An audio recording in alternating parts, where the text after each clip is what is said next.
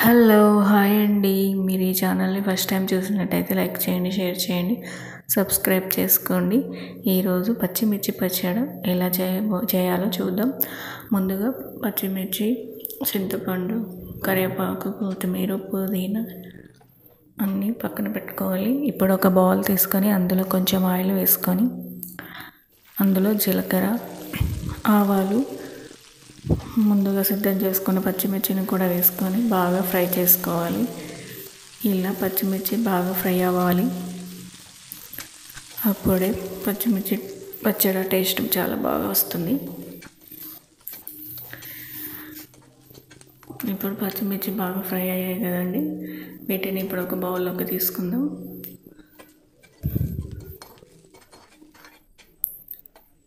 తర్వాత ఒక table spoon oil వేసుకొని అందులో పుదీనా, కొత్తిమీర వేసుకొని బాగా ఫ్రై చేసుకోవాలి. తర్వాత కరివేపాకు కూడా వేసుకోవాలి. దీన్ని బాగా ఫ్రై చేసుకొని చింతపండు కూడా వేసుకొని బాగా ఫ్రై చేసుకోవాలి. ఇప్పుడు కొంచెం పసుపు వేసుకుందాం. తర్వాత కొంచెం సాల్ట్ వేసుకొని బాగా ఫ్రై చేసుకొని దీన్ని కూడా వేరొక బౌల్లోకి తీసుకోవాలి. వేరొక బౌల్లోకి తీసుకున్నాము. ఇప్పుడు ఇవన్నీ చల్లారనివ్వాలి. చల్లారినాక మిక్సీ జార్లో వేసుకొని మిక్సీ చేసుకోవాలి. ఇప్పుడు మిక్సీ చేసుకుందాం.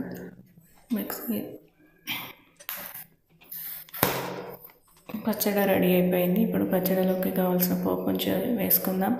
ముందుగా ఒక బౌల్ పెట్టుకొని జీలకర్ర, ఆవాలు వేసుకొని కరివేపాకు వేసుకొని కొంచెం పసుపు వేసుకుంటే పచ్చడిలోకి కావాల్సిన పోపు రెడీ అయిపోయింది.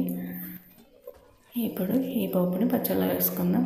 అంతేనండి, టేస్టీ పచ్చిమిర్చి పచ్చడి రెడీ అయిపోయింది. ఇది వేడి వేడి అన్నంలో పెట్టుకొని తింటే చాలా టేస్టీగా ఉంటుంది. మీరు ఒకసారి ట్రై చేయండి.